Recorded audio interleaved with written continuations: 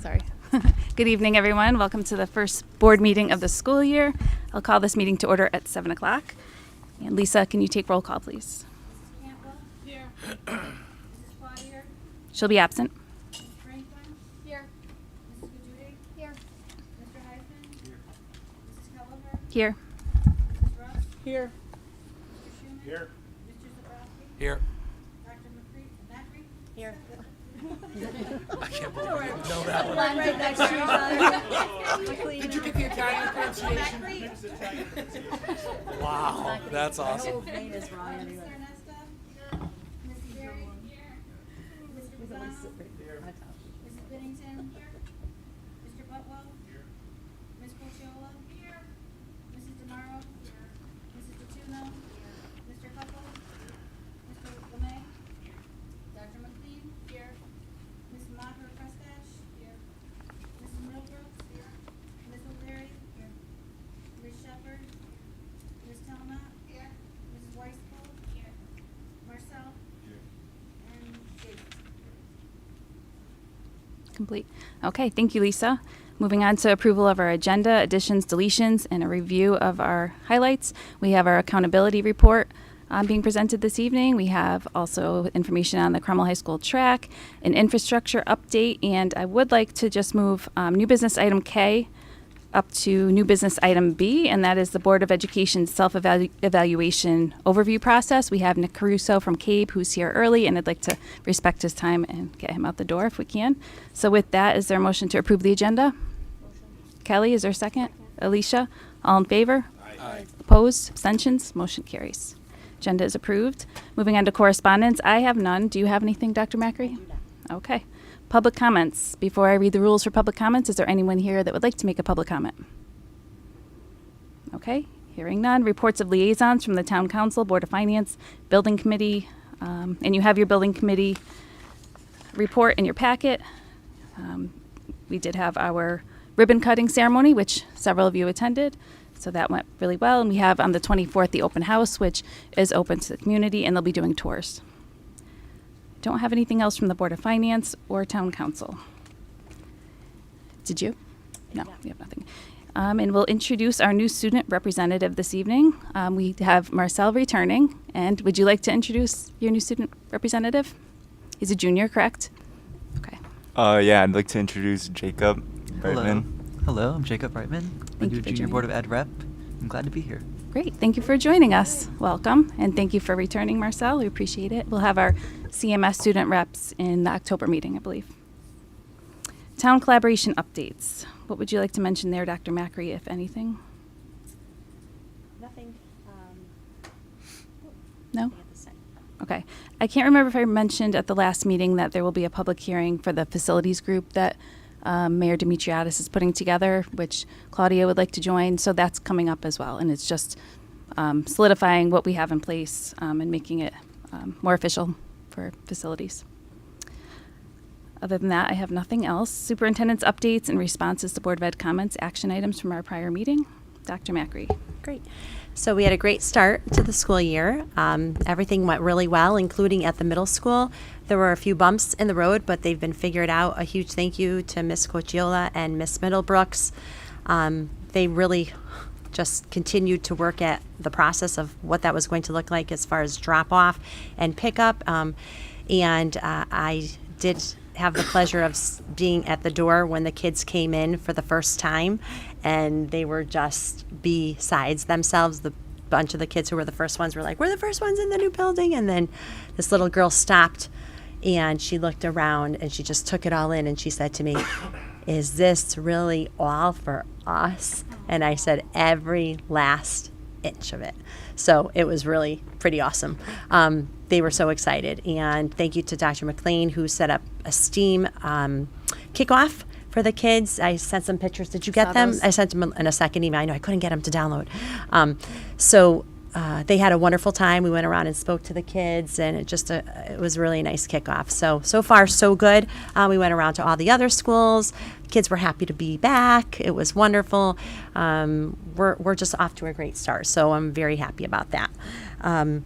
Another we'll get a little deeper as Carrie will talk to you a little bit about later about our data, which I'm so excited to share with you. Even though we have some room to grow, we have moved tremendously. And then Claudio Bazzano will share with you updates about infrastructure, and Mr. Butwell will share with you our financial situation, which is very positive.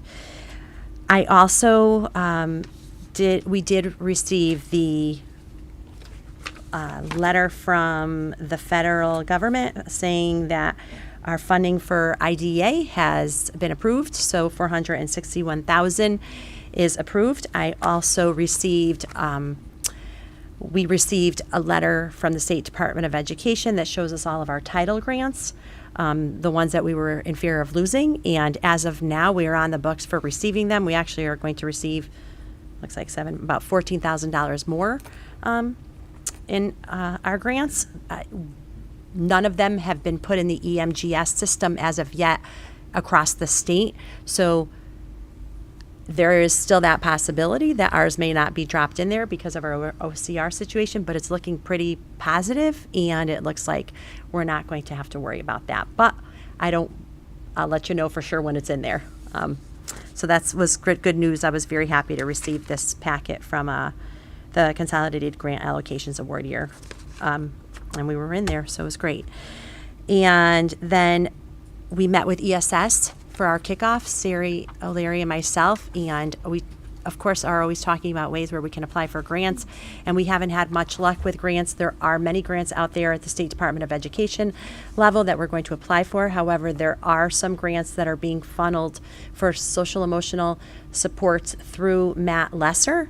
So right now, Matt Lesser is supporting the districts that he supports, and obviously we're one of them, and we are hopefully going to get 2 more clinicians through ESS, and those will be paid for from the state. So it's not 100% yet. It looks pretty good, but that means we would add another clinician to the middle school, and then we would add 1 to WIS, which will help tremendously. And that'd be a first for WIS, right? That would be a first for WIS, yes. Nice. It would. I know. So I'll keep you posted on that. None of this has come to fruition yet, but it's good news. Okay, thank you. Any questions on any of that from our board members? No, and of course, if the principals would like to share anything, I don't want to pressure you, but if you'd like to share anything that was missed about the opening of schools, feel free. If not, just relax. All right, if not, we'll move on to presentations and reports of administration. We have our budget update, and Mr. Butwell, if you'd like to come on up, and you have the packet, reference B in your packet, the explanation, and also the spreadsheet.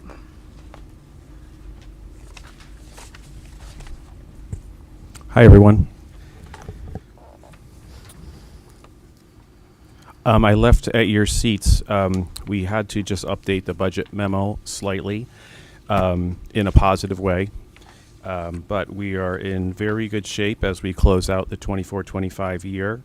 The new memo that I left for you today had a slight increase of about $35,000 due to a reimbursement that we received late in August for the CHS stage repair after the sprinkler incident. And so our department realized that although the money had been deposited, it hadn't been logged into our software. So we just wanted to make sure that all of our numbers were accurate. So the new surplus for the end of the year is $575,379, representing a just 1.5% of the budget. It's good news. Thank you very much. You're welcome. Questions for Mr. Butwell? Kelly? Just, can we expect to see the 25-26 fiscal look at the next meeting? Yes, absolutely. Okay. I can just summarize quickly and say, things are off to a very good start. August is always a flurry of, July and August, as soon as the new year opens, are always a flurry of ordering for the schools and opening lots of POs for the supplies that the schools need.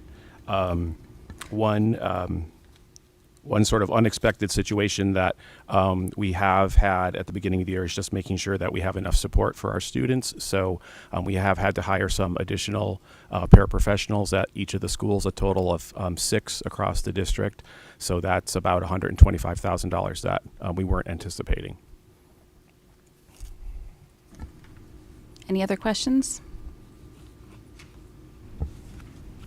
that one from Steve? Yeah, I just have a comment so everyone's aware. So I received responses from all the Board of Finance members. I'll compile them, summarize them, and get them out this week. I just got the last one on Sunday, so just want everyone to be aware. So, okay, you guys, the last meeting, so I reached out to all the Board of Finance members after meeting with Chris, Dr. Macri, and Dr. McLean about the budget process to get feedback how to make the process smoother when we're doing the budget presentation, make sure that like we're answering questions hopefully ahead of time so there's not as many questions, and that whole process will just hopefully be a little bit smoother the best we can. So I got feedback from all the Board of Finance members for 4 or 5 bullet points of improvement. I'm going to compile them, cross-reference them, and then get them out to everybody here. Was that something that was part of the meeting that was directed by Dr. Macri or Mr. Butwell, or just something you're wanting to do on your own? We had talked about it, and I brought it up at the last meeting as well. Mm-hmm. And is Board Chair Ireland involved in that as well? Correct. Okay, I asked you just keep him in the loop, please. Absolutely. We don't currently have that on the agenda, but we can talk about adding it to the agenda, or if you are thinking just emailing it to all of us. Yeah, I'll email it out, first. and if we want to add it as a topic to discuss before, probably the next meeting would be ideal, so that way if there's any impacts that Chris can address them with everyone's approval. Any comments, questions? Lori? So was this discussed at the August meeting? No. What This was Steve had asked to meet with Dr. Macri and Mr. Botwell about the budget process overall. Yeah, and I did bring it up at the and last in the meeting. comments and updates, yes, he did say he met with them and he would have some recommendations for the board. He wants to see some different things in the budget presentation coming up. Okay, because I haven't missed, the only meeting I missed was August, so Yeah, I'm not familiar with any of this conversation. Mm-hmm. So, okay. Yeah, I'll compile, you guys will get all the emails that went out. I mean, only one email went out, single email to every Board of Finance member asking the same question. So I will give Shouldn't it be coming from the board as a whole? Is this something we Generally, voted that's on, how or- things work, yes. And then I would communicate with John Ireland, but this is what we have, so we will look at the recommendations and go from there. Any other comments or updates? Okay, before we get into the line item transfer, I just want to go back. I'm really sorry. I skipped over your student reports, and you're probably sitting there all nervous waiting to say them. So if you'd like to get that over with, that would be great, and then we'll move on. Thanks for having me back on. Sure. Everyone had a fantastic first day on the 27th, and things are running smoothly except for a few lost freshmen who still might be wandering the halls. Leading up to the start of the school year, seniors got creative with an impressive shed painting, and they also had the opportunity to personalize their parking spots. Initially, the phone policy was met with a lot of skepticism. However, it's proven to be a huge success, helping students stay more focused in class and encouraging better social interactions. Mr. Kuckle has been busy keeping the phone rule breakers in check. Even the teachers are scared. I'm scared too. We have to put ours in that pack. That's the first thing he said. Last Friday on the 5th, our seniors participated in the senior sunrise. It was great to see everyone so early, even if there was no sun. It's the thought that counts. Open house took place last Wednesday, the 3rd, giving parents a chance to meet their teachers and get a glimpse of the exciting school year ahead. A lot of tardies should have been given out. Student Council also hosted a bake sale during the open house to fundraise for senior scholarships. And finally, the seniors are excited for the upcoming Washington, D.C. field trip. We just wrapped up the first Guardian meeting less than an hour ago. Overall, it's been a fantastic school year, or start of the year. Thank you. All right, I don't think it'll be as funny as him, but this is No my worries. first meeting. So I'm the new junior Board of Ed rep, and naturally, as someone who does not play any sports, I was given the role to tell you about how the sports teams are doing. So, Makes sense. so overall, the fall season's off to a great start. On Friday, the boys soccer played Old Saybrook and came away with a 2-1 win. They are in North Brentford this afternoon, looking to extend their win streak. On Monday, the girls volleyball played at Haddam Killingworth and also won with a 3-0 score. They play at Morgan tomorrow. On Monday, the girls soccer team played against North Brantford at home and got their second win of the season, winning 6-0. They're off to Valley Regional on Saturday for their next game. And after a great season last year, the football team has their first regular season game on Friday at Coggins. After that, the first home game is at Pearson Park on Friday the 19th versus North Branford. And finally, the boys cross-country team has their next home game on Saturday, while the girls cross-country team looks forward to Monday the 22nd at East Hampton. So, with all these wins, the rest of the year looks pretty promising, whether you're an athlete or you're watching from the sidelines like me. Thank you. Aw, thank you so much. Great job. And we always let our board reps know you're welcome to stay for as long or as short as you'd like to. I know you have homework to do and other things. So thank you very much. Any questions for our board reps, actually? Oh, Matt. Sorry. And then Lori. Just a comment. Okay. I've always enjoyed our student reps. I'm really gonna like you too if this is how it's gonna be every time. You better prep some comedy for these things. 'Cause that was awesome. We will. We could use the comic relief. Lori. Yeah, I was just to echo that. I was just going to say what a great job you did, especially for your first time. Both of you did a great job. Thank you. Okay, we'll get back to business now with Sorry, just one item quick. B. Oh, I'm sorry. It's you. How much did Mr. Cuckle pay you to say how that you really enjoy the cell phone policy? Because I'm being so genuine. We've like talked to teachers and they have told us how like this year it's gonna be a lot. Like where he's stressing, taking phones. There's a little competition going on, I heard, on who can get the most phones. But yeah. I think did he say he's going to win? Oh, gosh. I think who you really paid was at open house. The student that gave the story about his forgetting his lunch. That was hilarious. Yep. Great. Well, we love it. Catherine. Do the parents see the impact of it? I've seen a lot of pushback, not necessarily from Cromwell, but just in general, about parents being upset and angry, and they want their kids to have their phones so they can reach them whenever they want to. And is there a lot of pushback from parents? Oh, good. I mean, maybe on Facebook and censored, but No, none of us do. Okay. let's be honest, right? But, no, we actually, the parents have been very supportive, and they thought at open house, just a lot of people coming up and, thankful. I think they appreciate the support here. But the reality is, these things are killing our kids slowly. We need to get control. All right, any other comments? All right. Thank you all very much. We'll move on to the budget line transfer item. Mr. Butwell, did you want to go over that? Obviously, we have this amount that needs to be transferred out, and every year we do vote to move it into a different account. This year's a little different because it is now still a Board of Ed account, but my understanding is it sits with the town but overseen by the Board of Education. Is that correct? That's correct, yes. Okay. So the amount we need to move over is up for discussion, or are we moving the entire amount to that item and then we discuss from there? That's up to you. The amount is $575,379. Okay. So we can move it there and then decide from there. Okay. Oh, I'm sorry, $739. Okay.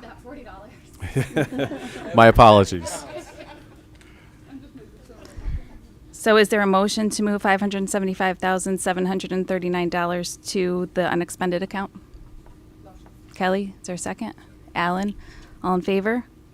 Opposed? Abstentions? Motion carries. Thank you. And we'll call you back up in a little bit. Thank you. If I could just make one other unrelated comment. At the last meeting, we talked about we were talking about the lunch balances, and Yes. someone asked if it was possible if we could link student amounts Kelly. to Power School, and I did some research and I found that we can.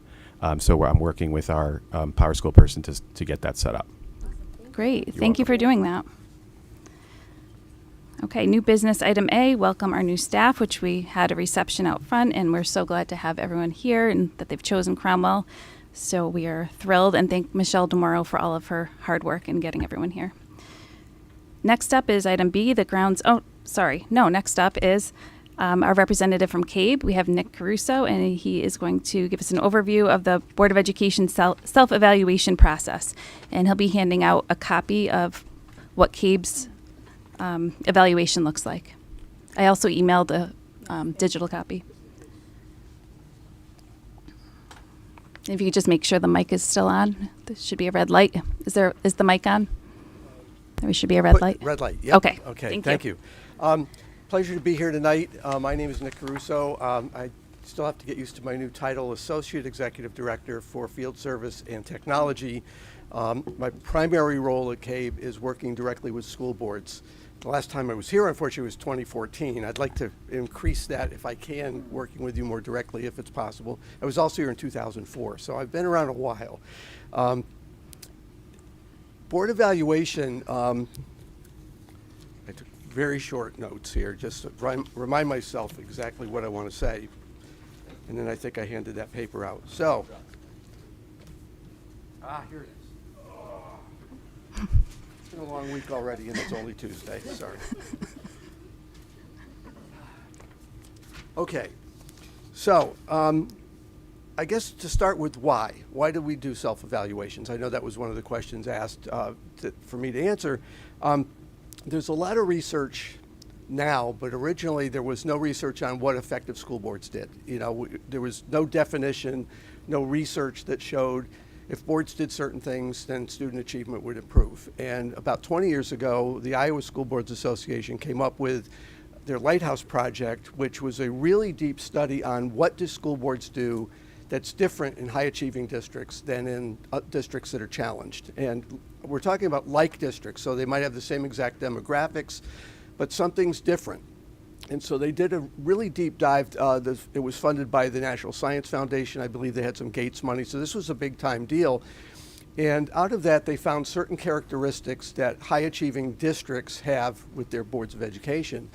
One of those conditions in this Lighthouse study, which was the name of it, was that boards of education that spent time challenging themselves and looking introspectively at how they worked were more effective. And so self-evaluation is a very big part of that. Also, our association, CABE, and the Superintendent's Association, CAPS, about 2016, wrote a joint white paper on effective governance. The governance statement, which was voted on by both boards of directors. That's still a very important document. It's available on both our website and CAPS's website, I believe. We could also get you copies if you needed it. But in that, they talked about what are the effective roles, what are the best practices between the way boards and superintendents worked together. From that, they then decided, let's do the same type of project on superintendent evaluation. And so there's a best practice on what superintendents usually use for their evaluation.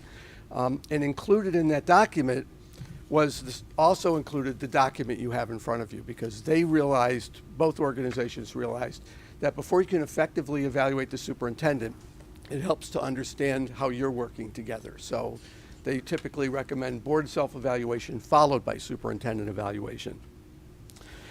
My experience, and I was a board member 42 years ago, and I've been doing this work for 32 years, so I think I can claim in my experience. I've seen boards do self-evaluation for two very different reasons.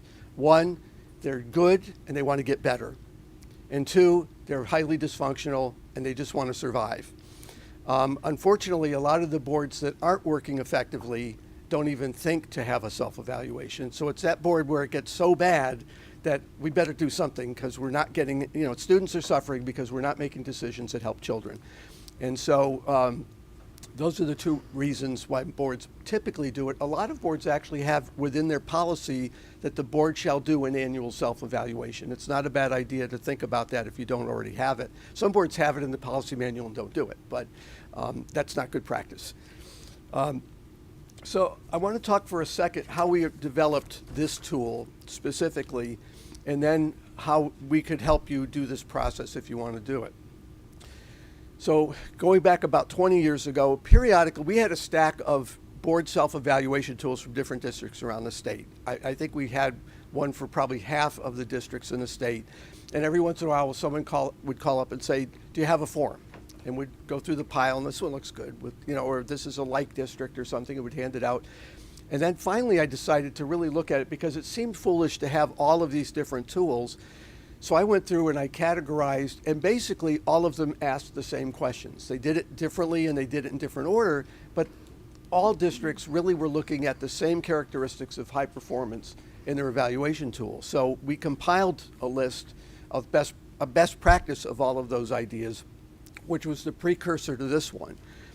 Then as Connecticut got involved in the Lighthouse Project, because out of all that research came a training program, and Connecticut was one of the states that got involved in that, and we were doing Lighthouse training, we decided if we really wanted to put our money where our mouth was, and if we're talking about what's best practice for good board leadership, it ought to be reflected in our evaluation tool. So I think around 10 years ago, we redid this to align it with the Lighthouse work. So this, in our mind, is what boards do. If you do any of this, you're more likely to affect student achievement in a very positive way. So that's how we got to the tool. How we offer it, because there's boards that use it in different ways. Some boards just take the general categories: vision, community leadership, which could be exchanged for community engagement. We chose the word leadership deliberately because it's up to the board. If it's not happening in your community, it's up to the board to figure out how can we engage other, like for instance, town council, boards of selectmen, finance boards, et cetera. We'll accept some responsibility and leadership in that. Board operations, board ethics, board superintendent team. Some boards just take those major categories and say, how are we doing? Just have a conversation. Some boards will fill out the form, and we work with boards. I was in a district last night doing this. You fill them out, you can send them back to us, we tabulate them, and then I can come back and meet with you, go over the results with you. I'm not the board cops. I'm not the analyst of this work. I mean, I'll draw some conclusions, but I want you to look at the data and say, I thought we'd do better here, or this looks better than we thought it might be. It can trigger some areas that you might say, maybe we should spend a little more time on this area. For instance, community leadership. Last night, they were almost all 2s and 1s, and they're like, we really don't do enough of this. So part of the outcome of last night was to have a goal of the board to say, how can we try to raise some of these numbers? You know, can we do a little more with the town finance board? Can we do a little more with parents? Can we do an outreach to maybe some of the businesses in our community and get feedback from them? So all this is an opportunity to reflect together. I end up being just sort of a facilitator. I try to get you to do the talking, not me, which is hard sometimes for me. I apologize for that. And then from that, try to, again, come up with some goals aligned to maybe for you. This isn't something you don't want to dump more on your administration. These would be things as a board, if we can do these things, our evaluation next year should see an improvement in some of these areas. Yes? I have a question. I'm just curious, because we refer to the board, and people are like, call me as, you know, the board for certain reasons, such as, for example, I would say that we have a vision and a mission statement. Placing students first is our mission statement. So when you say the board has a vision and mission for the school district with a primary focus on student achievement, if you're asking me, I would say yes. But is that something separate that the board, like, are we talking about the same vision and mission? Yes. Or okay. Oh, yeah. So, Yeah. like, for example, our district improvement plan, our strategic goals of how we're going to improve student achievement. So you're talking about the same. I am. One and the same. But that's one area where sometimes there's conflict, because you're, as the person implementing this, you're fully aware of it and what's going on. There are some boards that don't even, for instance, realize what's in our strategic plan. Or there are goals up on the wall in a nice frame, but if you ask anybody on the board, they really don't know what they are. Right. So if they're inclusive, like, so for example, in my evaluation, and I include them as a big part of my evaluation, for example, the district improvement plan, and these are my SMART goals, and they're included in there, then we developed it as a district. I share it with the board. There used to be more of a reciprocity. When we first started, I believe Lori was our represented us on the district improvement committee, or district leadership committee, which would be nice to have someone from, you know, the board do that. Would that be something that you're talking about, like, that would make us more cohesive? yeah, I think basically that the goals are driving not just your work, but the work of the board. So they're looking at, for instance, aligning your agenda to the strategic plan or to the district improvement plan. So item 3 on the agenda relates directly to the area of student achievement or infrastructure or whatever. So drawing those correlations so that the board actually feels like our work is directly aligned with our vision. Got it. The other part in this case is that we want to keep emphasizing our role is to improve student achievement. So do we focus our goal work on the outcome of student achievement versus task-oriented, where we said we were going to develop this program, we did, check off. Well, no, did the How does program this actually perform? cause improvement in instruction? Then we can check it off. Yes. So that's kind of where that goes. Perfect. Thank you.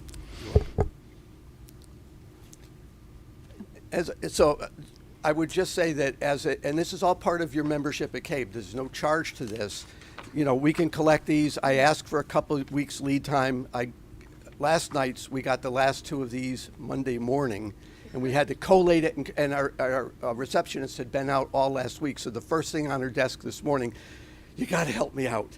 But she did it. And the other thing that's really important, there's a comment section in the back for each of the categories. Those are really most critical, because a lot of times you look at the numbers, you could have half 5s and half 1s, and you have an average of around 3, or you could have all 3s. And that's still an average of 3, but there's 2 different stories there. So we look at this together, you draw some conclusions. I thought we'd be better here. I think we can do better in this area. And from that, we, again, try to look at what might the board think about doing to make this better. Okay. Well, thank you. I think if we can all take a look at these in the next day or two, and then just reply to me whether, yes, you're interested in completing this. If there's consensus, we can, I'll send a message to ask that you complete it, and then we'll invite you back, depending when we get them back, maybe at the October meeting. Yeah, the best thing would be, you know, when you know you want to do it, we throw a date together sometime in the next 3-4 weeks, for example, and then you give everybody the form and say you've got a deadline. We love to have a couple weeks lead time. Sure. 1 week lead time will work usually. And you did mention to me earlier that you prefer the paper copy versus electronic. It's just easier for tabulating. So if we're okay with that. Well, the problem is, because we just did one where the district actually did it in Google Docs, and then we had to translate that because there's the results in Google Docs really they weren't very helpful. So we had to take the raw data from that, and then we put it into this document because it's easier to read, it's easier to do the analysis. We're still working on a better way of doing this, maybe through Microsoft Forms, which we've started using, but so far, this is the easiest for us. But you can get it as a spreadsheet, an Excel spreadsheet, type it in, email it to me, or fax it if you have to. Some people last night were actually taking pictures of the page and emailing the picture. That was the hardest to work with.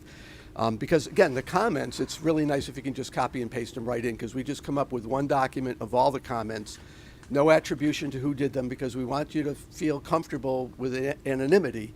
So you just see the aggregated results, and sometimes you can kind of know who said what, but hopefully not. Kelly, you had a question. I just had a comment. I think just coming from like the corporate world, information can be really, really powerful. And if this is a service that's, free with our membership, I personally do think it's important to take advantage of this just so we can have conversations about making sure that we're operating to the best of our ability too. So I thank you for your time. Thank you for your explanation. I would be in support of doing this. Okay. Well, I'm going to have a chance to digest it. So if you could all just reply to me and let me know that you're okay with it, then we can go ahead with completing it, and I'll let you know as soon as. Okay. The only thing I would add is that if there's a certain question, because sometimes board members will say, well, I'm not sure what this question means, or, this came from a sort of general look originally. You would have the ability to adjust questions if you wanted to. We just have to make sure we get the correct one when we do the results. And I don't know that you have to fine tune it so that each and every question, as long as it gives you a general sense of the category. The results form that we come out with also has little charts for each category, so you can see in colors, where our strengths and weaknesses are. It's not a real well-defined chart, but it does give you at least some visual to help you look at where you're succeeding and where you could do some more work. All right, so then I'll add to that if when you're looking at this, there's anything that's unclear and you want clarification before you fill it out, or if there's something you feel you don't want on here at all, just let me know and I'll work with Nick and on. my email address should be on there, so Yes. if you have questions you want to just ask me directly, I can do Sure. that too. Okay, Matt. Just responses they're anonymous. I Yes. assume, right? So you're not going to know that Well, some Alan people was well, saying terrible things about me. Well, I'm kidding. I'm no, kidding. but we had to specifically state that in there because at one point there was always an assumption that we would do that anonymously, and then one person wrote in their comments, our meetings would go a lot better if so-and-so didn't talk so much. And so-and-so was in the meeting, got a little angry. That is not. I did. I just walked face first into a brick wall. Thank you. So now we're very clear, these are anonymous. And we don't share with you the originals. We hang on to those. I survey in the different roles I have in education. I have to do a lot of surveys with people, and the first biggest concern is if people think it's not anonymous, if they think that they can be identified, they tend to be less honest. Yep. That's why I asked the question. I'm just Yep. concerned about getting hardcore, honest answers. Absolutely. If everyone I knows agree. that it's anonymous. That's all I'm looking for. I agree. I'm not looking for comments about people who talk too much and make No, meetings go I'm on. sure the comments will all be very respectful. So just to confirm, we're voting on this via email and not in the meeting? We can vote on it now if you'd like. Yeah. Are you ready to? I thought you'd want to read the questions first. I don't know if everyone had a chance. You sent it. You sent it to us. Last night, though, it was pretty late. So, are we ready to vote on it? I didn't have a chance to read it. Okay. But that's fine. I don't mind. I just have a question. Sure.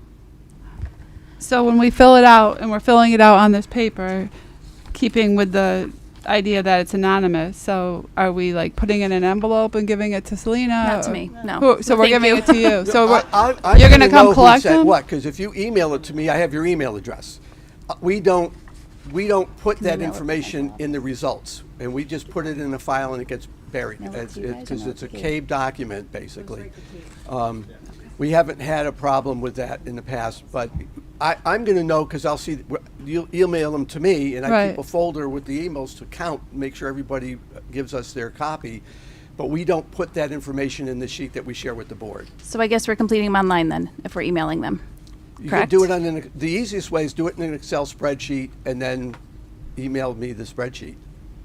You want us to change the Google Doc into an Excel spreadsheet and then email it to you? Google Docs, again, we've had a hard time translating from Google Docs I can too. to I was just Excel. asking for clarification. Okay. So that would be my preference. Sure. We will do whatever it takes. So if you decide we're going to do it through Google Docs, we will come up with the appropriate response. No, we can do that. All right. So everyone's comfortable with Lori? I haven't had time. I was working today, so I didn't have time to read through this. understand. But I'm fine with doing it, though. So I'm fine to do it. I think that I agree. It's a good idea to do it. So, If it makes you any more comfortable, this is my main reason for using the form is to generate conversations. And so if you even don't like the question, that could be part of the conversation. Well, I'm uncomfortable with the way the question's written because here's how we do it. And then everybody could agree or disagree, but it allows you to, you might have a best practice that's not the same as the way the form works. So if we have a problem with a question or we don't want to answer it, should There's we a not contact you directly or we go to well, Selena? there's a not sure category if you're not sure. The last line over is not sure. Right, but then if I put not sure, don't you want to know why I'm not sure? Can she add it to the comments in the back? You could add it in the comments. If you Okay. have a specific question, by all means, email me Okay. and ask, what does this mean? I'm just trying to figure out who the go-to person is. If we have questions, we should come to you. Just go directly to And Nick. should we CC Selena on it too, or just go to you? You don't need to. Just, Okay. I would say just to me, some districts, the central office collects them all, and then in some cases, they tabulate it and send me the results. But we're happy to take care of it either way. Again, we try to be very flexible to meet your needs. Okay. Okay. Thanks. All right. Well, thank you so much. Any other questions? All right. Well, thank you for being here. We'll be in touch and we'll get these back to you timely, you. promise. Looking And then forward we'll to set a working date with for you you. to come back. Thank you very much. Thank you. All right, we'll move on to our grounds and infrastructure update. That's now item C under new business. No, we just agreed. So can we have Mr. Bizzano come on up for the presentation, or I'm sorry, the update on the grounds and infrastructure? I think that was to include everything over the summer. I don't think it's an item we need to vote on. It's not like, right? Lisa, do you see a need for us to vote on that last item? I mean, you know the rules so well. That's why I'm asking you. Sorry to put you on the spot. Okay. Okay. I'm sorry. Can you just hold for 1 second, Claudia? We'll go back to. Sure. Is there a motion to complete the CABE board self-evaluation. Lori made the motion, Matt seconded. All in favor? Opposed? Abstentions? Motion carries. Thank you. Okay, sorry. Well, good evening, everyone. Welcome evening. back. As you're all aware, little over a year ago, almost a year and a half ago, we began to undertake the replacement of the track over here at the high school. We did a complete walkthrough and evaluation of the track with myself and Josh LeMay, the athletic director, and saw that it was breaking, pieces were falling apart off the edge.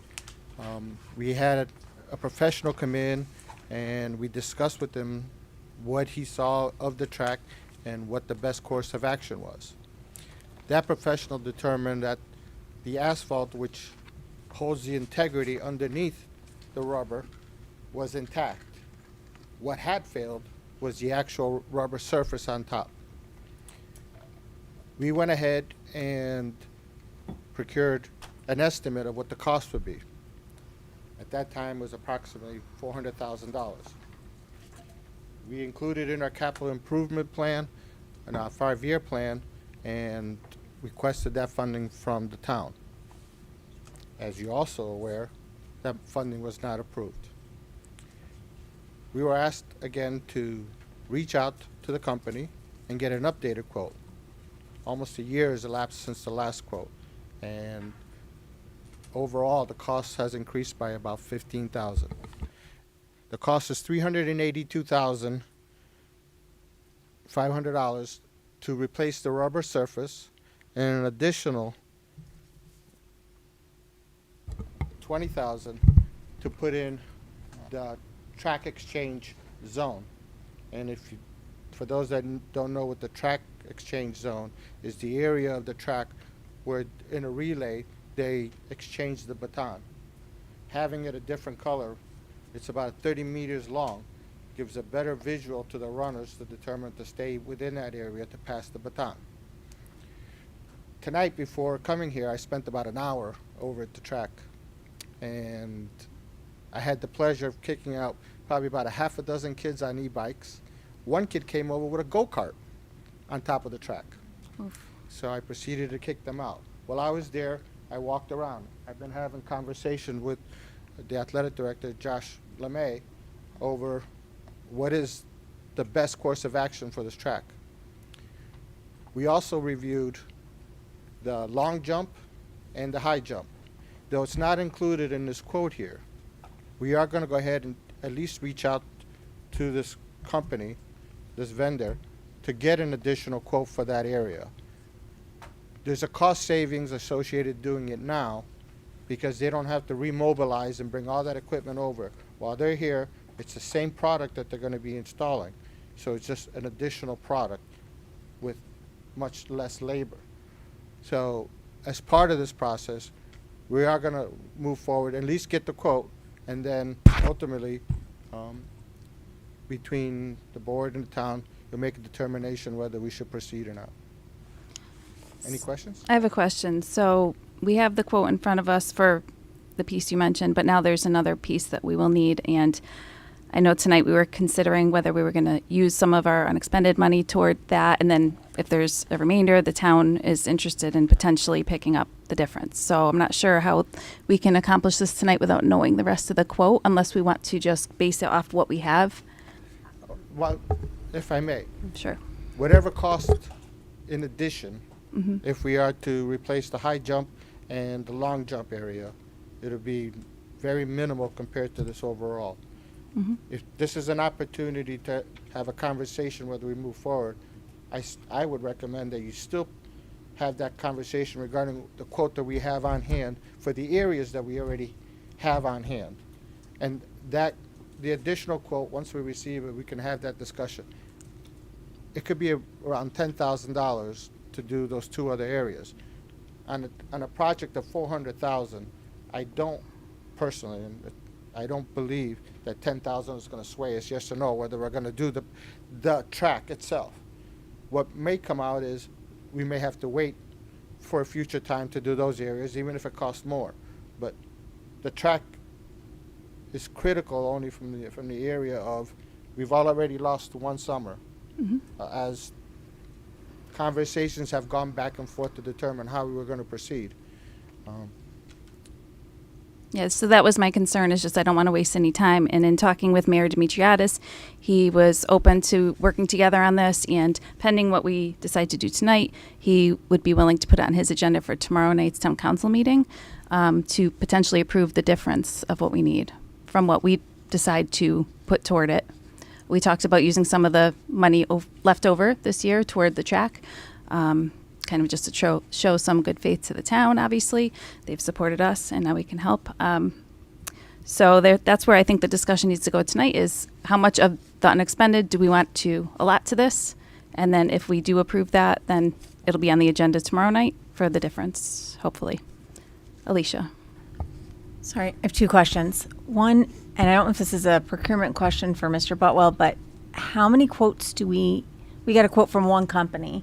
Do we have a requirement over a certain dollar threshold where we need to get multiple quotes from multiple vendors to give some efficacy to the one that we got? We procured this quote from a CREC consortium, which falls under the category of we don't have to go out to bid, even though the amount is $400,000. We don't have to go out to bid because there's several consortiums that we use, both the town and the Board of Ed, that already vet these contractors out, and the pricing is already determined. So we wouldn't have to go out to bid. That was one of the reasons why we chose this vendor also. Typically, what's the threshold where we have to go out to bid if we don't go through a consortium? $12,500 for the town. All right. Second question. What other measures are we going to put in place to assure some of the things you saw happen tonight don't happen when we replace a track and spend all of this money and then we have people riding go-karts on it? So I feel like this is missing a security component to it that is essential to support our investment. I agree 100%. And we've been in discussion both with the principal and with the athletic director on how to improve that.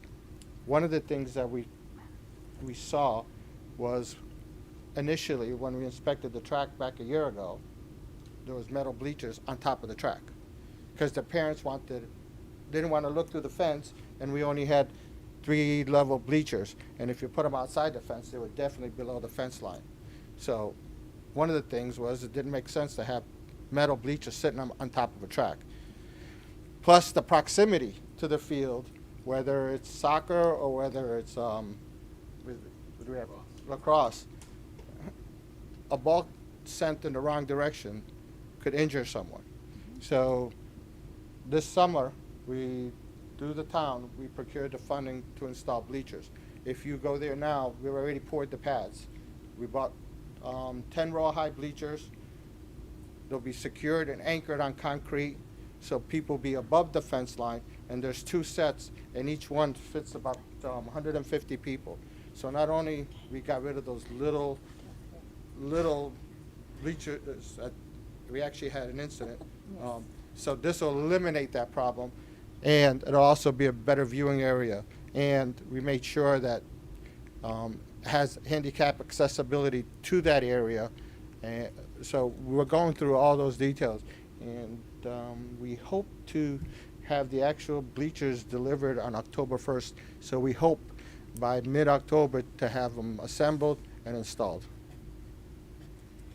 As far as securing, we've continued that discussion where we're going to be securing the fence line and make it much more difficult, especially for a go-kart. You can't, fence only keep honest people out, let's be honest. If a kid wants to get over that, he can lift their e-bike over. We've had conversations with the police department about this, and we're going to continue to have more conversations.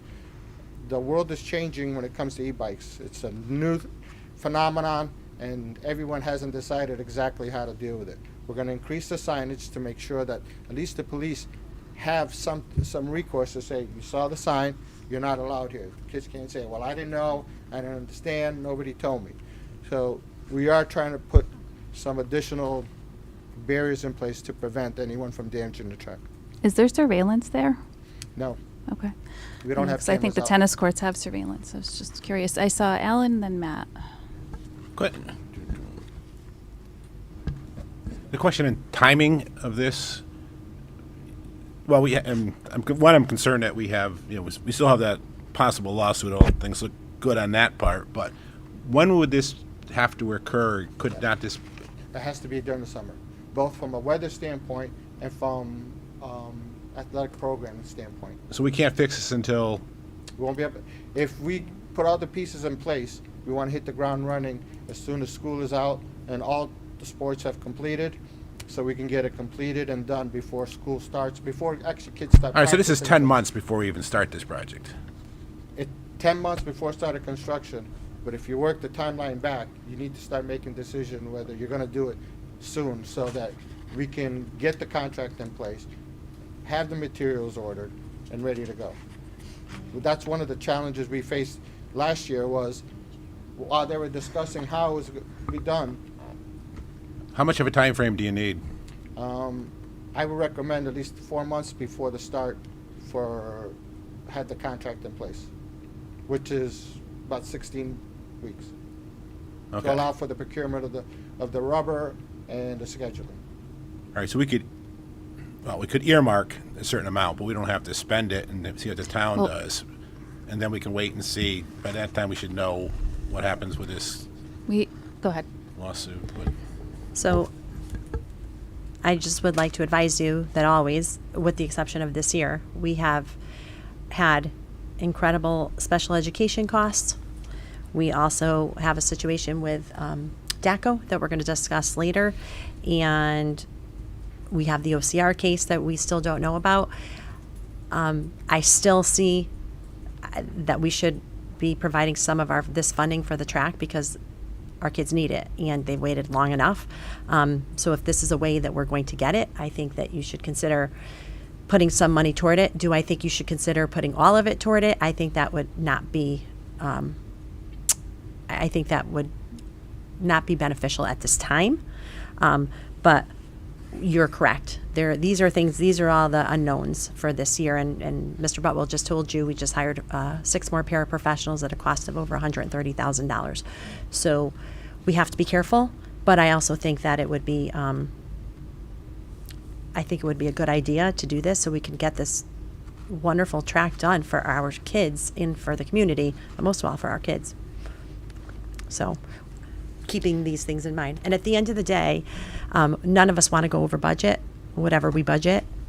But if something was to happen, like legality, like this situation was to get worse, we would have to go back to the town if we were spending the money either way. Matt, did you still have a question? Yeah, I mean, I know we need a new track, and I support getting one.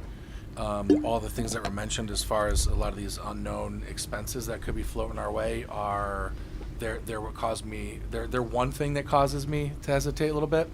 The other thing is I'm not getting a sense that we have in place any kind of a comprehensive plan to keep misuse and trespassing on the track, which could cause damage. Not just e-bikes. I mean, I was out here walking with my family, and someone rode a gas-powered dirt bike across the track. We need to have a way. If we're gonna put up this money to put a new track in, there needs to be some kind of a comprehensive plan to prevent that. And I know that it's being worked on, but it's not there yet. And I would want to know more about what that is and have some more solidity there before I would really. I'm be sure able we to can move update forward. you to we do a step-by-step process to do that. The challenge is this is funded by taxpayers. Yep. You want to allow people the benefit of walking on the track. Absolutely. Get off the streets. People are afraid to get hit by cars. People are distracted with their cell phones. So especially older individuals want to use the track. It's more even. They're not going uphill, downhill. So it's a balance of you can't lock it up, and if somebody has bad intentions or wants to do something wrong, it's almost impossible to stop. It's an open area, and there's only a fence. I am open if somebody has a better suggestion other than making sure that the openings only allow for walking people, the gates are kept closed, the police are aware to keep an eye out, and we're all dealing with this e-bike phenomenon that's happening. If someone has additional recommendation, I'm open. I am in conversation with Jess Ritter, our attorney, regarding e-bikes and what's been happening, and it's just kind of blown up, and I'm sure you see it everywhere as well. When are we within our jurisdiction to say you're allowed to ride your e-bike, and when are we not? And the first thing we're going to be doing, which we can do, is move forward with the middle school and the high school as far as saying this is the path for you to ride your bike. We're going to outline it. We're going to send it home to parents. This is where you, if you want to ride your bike, your e-bike, whatever it is, to school, this is the path you will take, not through the track or whatever, they're used to. So that much we're allowed to do. We have to be careful because it's a form of transportation for kids to get to school. So I am in conversation with Jess Ritter as far as how far can we go. But like Claudio said, just like the school, it's funded by taxpayers, so they are allowed to use it. But what are we going to do to surveil, maybe, perhaps? And then a discussion with the chief of police of how much do they get involved, because they do get involved when the kids go up on the shed or things like that. But this has to continue happening. I don't think we're going to have a perfect answer for a while. Yeah, it's a tough balance between leaving it accessible to the community and keeping people that shouldn't be riding bikes or any motorized equipment on the track. It's just trying to make those openings tighter so it's harder for them to fit through. But like I said, I can pick up an e-bike with one hand and throw it over the fence. So if the kids want to circumvent that, they can. That problem will never go away. All right, it's Catherine, then Kelly. So a couple things. Well, to Matt's point, I do understand your concerns. People are on all the time. That opening is rather large to be able to get through. But if we add signage, maybe potentially a phone number for them to call to report. If you see somebody, we need the community to help out with monitoring this. It's not a Cromwell problem. It's a problem over all the towns, and the track is in horrid shape. So I support this project. I do have a couple of questions on the proposal that we have here. Are you proposing to add just 3 gray exchange zones? And how many lanes will the track be? Same as it is now. Okay, but we're only proposing 3 exchange lanes. Yeah, every baton exchange, right? So it's full width, but 1, 2, 3 around the circle. It's not just 3 lanes. No, the whole It's the three- whole lane. 3 zones? But like switch zones for the baton transfer. It's a baton All transfer. right, I see what you're meters, saying right? then. 100, Okay. whatever. And the last piece is only if the 139,000 is related to if you were going to potentially put turf field in. Is that correct? Correct. Okay. When we Which we- started this endeavor, at that time there was a conversation Yep. regarding redoing all that, the entire facilities, all the fields, and one of the conversations at that time was of putting in a turf field. But that led to lights, which led to, it went so far in one direction. So at that time, that was included in the price, that if we were going to go to turf, then it made sense to do that edging, that support edging now, rather Yeah. than trying to do it after the track has already been refurbished. I mean, I'm in support of this. I'm really not into support of the gray exchange zones. Many schools don't have them. Even colleges don't use them. Athletes know there are markings on there and they know how to read them. If you're a track runner, you generally know. So I don't really see the necessity for the gray exchange zone. Can we just pause right there? And we have Mr. LeMay here. If you have anything you'd like to say about that, because I can't say I know much about exchange zones.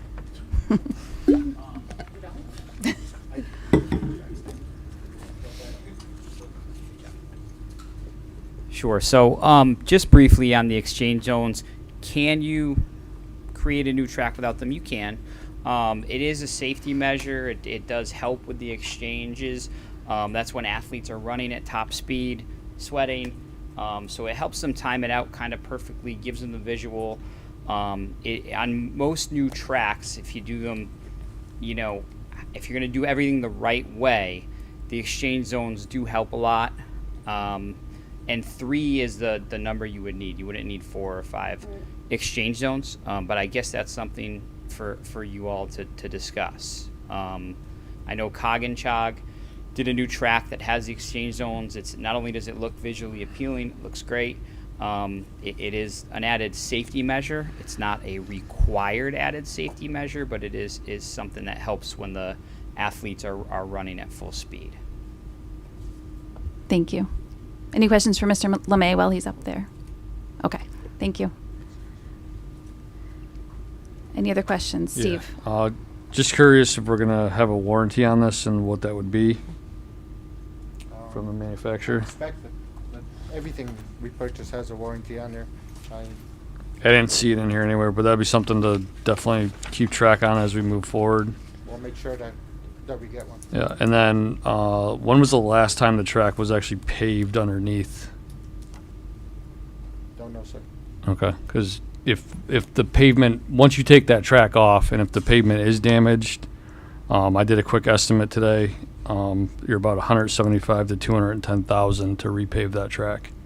So just something to consider. That Are you saying to redo the entire track? like if you rip that topping off and the asphalt is bad, we're in it. We're at that point we're in, and that's a risk that we have to think about. That's all I'm saying. But Mr. Bizzano, they did check on that, I assume, right? You can't see it until you take the track off. They did a walkthrough and they didn't see any. Normally, if the asphalt is separating, because it's rubber and it tends to hug the ground, you'll see the wave or you'll see the slight step occurring. As Stephen said, you don't know until you lift it up. But according to the people we had inspected without lifting it up, I've been assured that there isn't any problem. And that was someone from this company that inspected it? But if there is, they're not paying for it. Kelly? I just had a couple things. Okay, I agree. It would be beneficial to make sure we know what the warranty policy is. Going back to the high jump and low jump, or long jump, whatever. Long jump, high jump.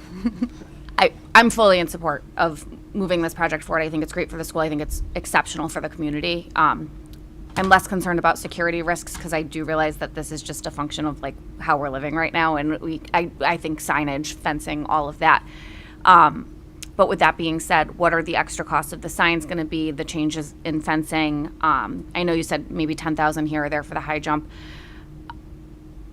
If those costs aren't in what we pass forward to town council, it is ultimately going to come back on us. I don't want to go to town council twice to ask for something. I'd rather ask for it right the first time. So I would just say, if we are going to move forward with that, I would caution to maybe benchmark at least another 30 or 40,000 in these funds to stay with us. I know we're not, you know what I'm saying, to cover those, because I don't think it would be in our best interest to have to go back twice. I'd rather go one time with the correct numbers and all of the information, just to increase the likelihood of it getting passed and getting the numbers that we need from them. Based on what's happening already, those measures, we can't wait for the track to be completed to begin those measures. So whether we proceed with resurfacing the track or not, we have to proceed with the signage and securing and make sure that the area is locked up. Really, to make sure that this track doesn't get even more damage than it already is. It's already a precarious situation. We don't want to make it worse. So we are going to start working on getting those issues resolved and having a conversation with the police chief and the police department. I'm also on the board of directors of Connecticut School Buildings and Grounds Association. I'm going to reach out to my colleagues to find out how they're dealing with this problem with e-bikes, to get some feedback on how they're working to resolve it. Lori? What is the typical life expectancy of a new track? I believe this one lasted about 20 years.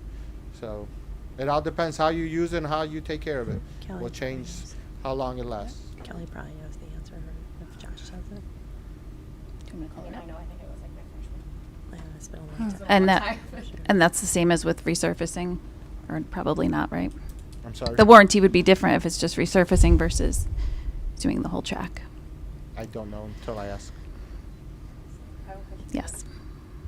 I just want to make sure I understand what we're what we have to do and what we're asking town council to do, so that I'm clear on what we're actually going to end up voting on. And I have all sorts of numbers written down, and I'm totally confused as to what we're I know. actually being asked to contribute. And I will say, I think it's a great idea that we do this for the community, but I'm also worried because every year that I've been here and many years before, we get hit with unexpected costs. And so I'm a little nervous about what some of those unexpected costs might be, and if we are already allocating any kind of cushion that we have towards this, and we have a couple more special ed students, or we need more paraprofessionals.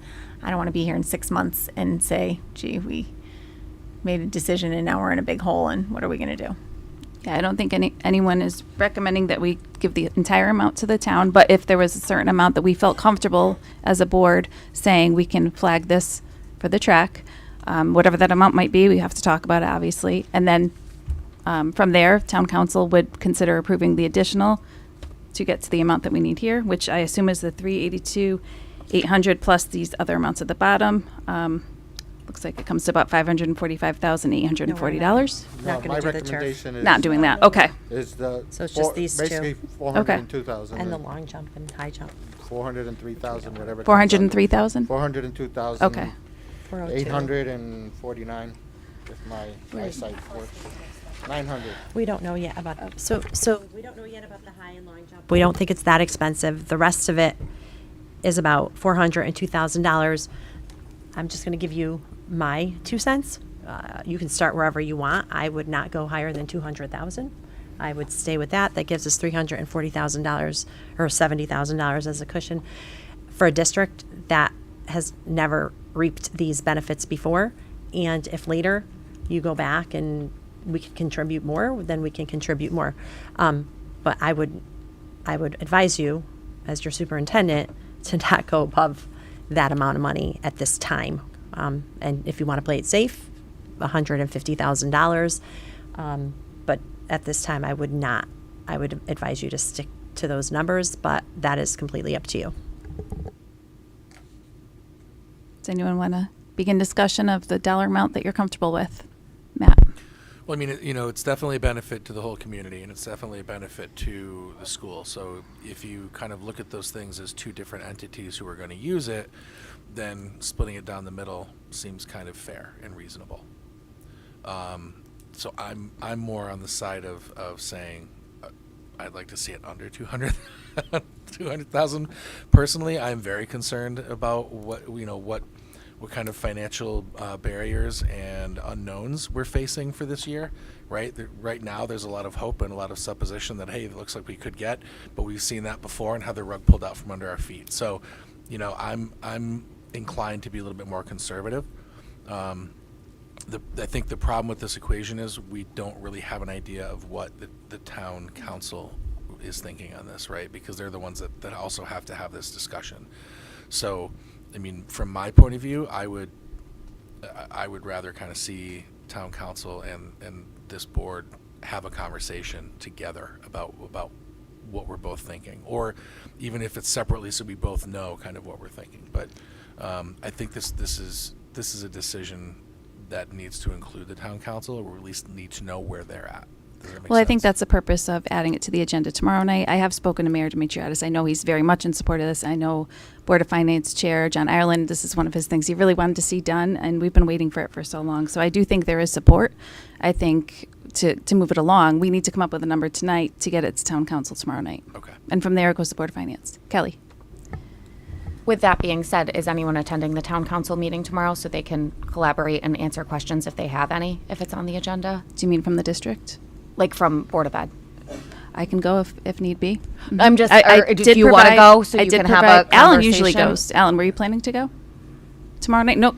No pressure, but. No, I'm just wondering, like, in terms of you saying you wanting collaboration or them to be able to, have the, whatever. Well, they do have, James did have the agenda, which included this proposal, which he was going to share with town council. Got it. So I don't know that we'd be the best person to ask details about the proposal. It'd probably be more like Mr. Pizzano, but I'm sure I can ask Mayor Demetriadis if he wants someone at the meeting to explain, and then if someone from the district is available, I think that might be best. I am in support of it. I'm a little bit hesitant at the 200. But Okay. Which way? I would feel more comfortable around 150. I think at the end of the day, it's all the town money. I say 50-50, say That's how I- we split it halfway down the middle and call it a day. I agree. I think 150 might seem like we're not pulling our weight a little bit, so at least 200 in my opinion, but we'll see what everyone decides. Lori, were you going to chime in? That I saw you. That I was just going to say, I think we all are in agreement that we want to move forward on it. It's just sitting here trying to pick a number seems kind of. I don't really like this process. I'm not comfortable with it. I think we all are in agreement that we. Do a vote and see. You know what I mean? We've never had this problem before with having extra money, so No. it hasn't happened. Sure, Matt. I think, do they need like an absolute, okay, we're willing to go with 200, or would Yes, they I be think they okay need with a percentage? a Like, clear direction so if we that said we would they be can willing propose to it pay to. 50%, or we won't go. So I Okay. wouldn't do that. Mhm. Okay, I would. that's a fair point. I'd be more comfortable with 2 than doing 1%. Okay. Anyone else have any thoughts? And the only reason I suggest a percent is if we add in the other areas and the price goes up. 200 is 50% right now. So But it might not be. it might not Once all the be numbers if come we in. add I additional still say we take out costs. the gray zones and use that money towards the long jump and high jump. Agreed. I don't think the gray zones are necessary. I agree with that. Good I'm luck, Lori. I hesitant think on it's that. hard to do that because we don't have the quote yet to know, like, I don't know if they're going to approve something without a quote either. Well, they have this. Right, but if we're saying approve this but take out the gray zones and add like a line item of what we think that will be, do you like? Because we don't know what the high jump and the, Right. as Kelly said, low jump. But Mr. Pizzano, you Low thought that'd jump. be minuscule, right? That We was going to don't- be something yeah, smaller, we you don't know thought, what right? that's The gonna high be. jump. It's not going to be a large amount. I think we can cover it with the rest of. I would What's in the venture to account? guess if Claudio called these people tomorrow and gave them a square yardage, they'd give you a number. Alicia. I have a hard time taking out the gray zones given the recommendation from our athletic director around safety. I feel like we have to trust his perspective. I wouldn't be in favor of taking that out if it's something that Mr. LeMay feels strongly keeps our athletes safe. I agree.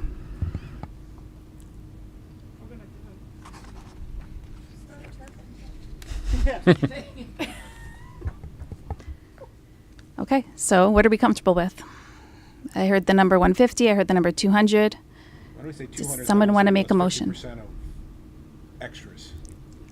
I would just say I'm comfortable with 200. 200. Period. All right. Are you making a motion, Kelly? I'll make a motion. Okay.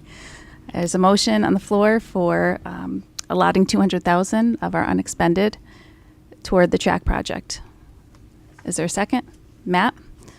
All in favor? Opposed? Wait a minute. Sorry. Can you just clarify the track project as stated in? Yes.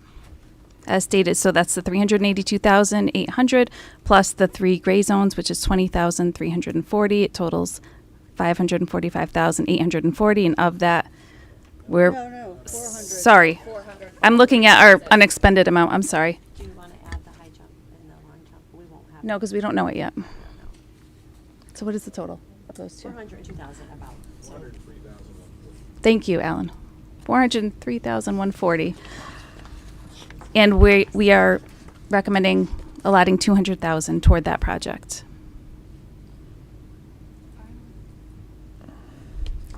I'll make the or Kelly can make the You made the first, you made the second. Let's just go around and see.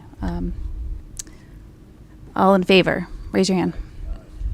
1, 2, 3, 4. Opposed? 3 opposed, I abstain. and an abstention. I disagree with what's in there. an opportunity for discussion after the motion's made? Yes. We can, sure. Okay. So can I? Of course. I would like to make a friendly amendment to reduce that 200,000 down to 150,000. That in that case, I would be much more comfortable voting for it, given all the unknowns that could be hitting us later this year and what we've seen historically. I think 150 shows a good faith contribution from the towns. I understand it's all town money, but ultimately we have to balance the Board of Ed budget, and if it's 50 short, it means, I keep thinking back to Dr. Macri, what are we going to cut? What textbooks are we not going to get? What are some of the awful decisions that we've had to tackle? So I still think $150,000 is a lot of money that we're putting out now to show real support of our athletes and of this project. So it's my So is that a motion? friendly for- amendment, I guess. Or a second motion for 150,000. So let's take a vote on that. Okay. Okay. Is there a motion? You're making the motion. Is I'll there make a second, motion. Is there a second to the motion for 150,000? Okay. All in favor? One. Well, you're changing your opinion now. You could change your vote if you want to. You got to pick 150 or 200. I'll go 150. Okay. So Kelly, Lori, Alicia, anyone else for 150? Matt. Okay, the 150 wins. So all in favor, opposed, abstentions, you're abstaining on this one as well? Yep. Okay. Motion passes, 150,000 toward the track project, and I will let Mayor Dimitriadis know so he can put it on his agenda for tomorrow night. So thank you all. Sure. Yeah. I don't know if this is not working. You're on. Yeah. Yeah, just, well, I'm sure you're going to do this, but just reiterate that it's our, the second week of school, and we don't know what's going to happen. So we're just being conservative. So it's not. Sure. Yeah. Understood. Okay, I let's. just want to voice my opinion again. Sure. That I strongly disagree with paying $20,000 for the gray zones. Lisa, can you add that to the minutes? Thank you. Thank you. So we actually went out of order on that one. So, Mr. Bizzano, there is an item for a grounds and infrastructure update that was just before that. I don't know if you'd like to do that now, too. Like summer work and things that went on over the summer. I thought this was the meeting we were going to be going over that, but if you're not ready to, we can push it to October. Push it to October. Okay. Okay. All right, we'll move on to, at long last, item C now, which is the district accountability data, reference D in your packets. And for that, we'll have Dr. McLean come on up and give our presentation, along with, are we having Julie come on up and Amy, I assume? Julie and Amy are going to present the Okay. data to us tonight. I just want to start off by saying that there has been an unbelievable amount of work that has gone into what we're finally seeing in terms of results that we are now showing. These two ladies in particularly have worked tirelessly to evaluate, improve, help to support, implement, you name it, and they have been working on it, and we've been doing it since we got here. And so to see results at this point is something that we are really proud of. Additionally, I would be remiss if I didn't mention our coaches that have been working side by side with teachers in classrooms and really helping to support them with implementation and planning and really just giving them tools so that they could be better educators. And so I'm really proud of this data. That's not to say that we don't have work to do, because we do. We still want to make sure that we are in the top of our DERG always, but that growth that we are seeing is something that's very promising, and we're very proud of it. We're very proud of all the work the teachers have done, and the entire staff. Really, this is a group effort. So I'm going to let these ladies present the data, and you can let us know if you have any questions. Okay. Good evening, everyone. As Dr. McLean said, we do know the work that we still have to do, and we know our focus areas moving forward, but we're really excited because we have a lot of great growth to celebrate tonight and to share with you. So I'm going to start off with our math data, our district math data from last year. So up first is our Smarter Balance data for grades 3 through 5. You can see our overall district data from 2024 to 2025 had an increase of 4%. So if you look at that last column there, it's going to show you overall district data, and then it's going to show you our increase at WIS last year was a 6% increase for WIS overall. And this is an exciting slide, as is the next one that's going to show you the cohort data. Our grade, actually, Steve, if you go back one more, sorry, real quick. For grade 3, we had a 4% increase. Grade 4 with an 8.4% increase, which was huge last year. Substantial. And grade 5 as well. It is. Is that better? Okay, let me slide over. Okay, go ahead, Steve, thanks. So this is our cohort data. So if you look at grade 3, obviously it's their first year taking it, so they came in at a 61% last year. If you look at the 4th grade row, you can see where they were in 3rd grade, same group of students. We're at 45% and had an increase into 4th grade, the same group of students at 57%. That was an 11% increase last year for the same group of students moving from grade 4 to grade 5. And the last row there for 5th grade, you can see the increase from students from 4th grade, that same group of students in 5th grade, with a 12% increase in their Smarter Balance. So that was really, when we see the cohort data like that, it's very exciting. Same kids that we have been educating, the exact same kids that we've been educating through the cohesive curriculum that this incredible team has put together over the last 6 years. Here's our Smarter Balance data for grades 6 through 8. Again, the slide is set up the same way. You can see the overall district is still at 4%. CMS had an increase of about 1% overall. Grade 6 with a 2.4% increase, and grade 7 with a 5.9% increase. Grade 8, we have a little bit of a decline, and we know that that's really an area of focus for us as a district. There's been several challenges that we faced in grade 8, and it continues to be a focus area for us in the area of math. Here's our cohort data. So if you look at our 6th graders, over the last, this is the same group of students from 4th grade to 5th grade to 6th grade. And if you add up those two columns, the last two columns, it's about a 12% increase for students in grade 6 since grade 4. So over the last 2 years, about a 12% increase for that same group of students. For our grade 7 students from 5th grade to 7th grade, altogether had about an 11% increase for the same group of students over 2 years. So that's pretty exciting. And as you can see, as I had mentioned, we have grade 8 with our cohort data showing a decline there, which is an area that we're addressing. So here is and with those great gains and growth overall, here's our DIRG data. This is where we stand for, this is grades 3 through 8 combined. Even though we are falling in about 16th place from the top of our DIRG, we did move one spot in the right direction this year as a district for grades 3 through 8 combined. But I do have to say that the only grade that did not increase in the DIRG, we have this data by grade level as well, is grade 8.